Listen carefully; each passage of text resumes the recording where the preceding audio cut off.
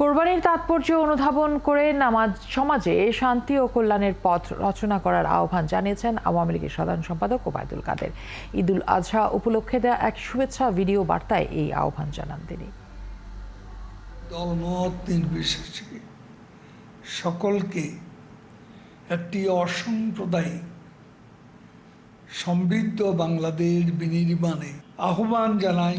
ঐক্যের মন্ত্রে উজ্জীবিত হয়ে বঙ্গবন্ধু কন্যা দেশরত্ন শেখ হাসিনার হাতকে শক্তিশালী করে এই প্রত্যাশা ব্যক্ত করে পবিত্র ঈদে আমি দেশবাসী, জনগণ, প্রবাসে অবস্থানরত বাংলাদেশি সকলকে জানাচ্ছি আন্তরিক শুভেচ্ছা।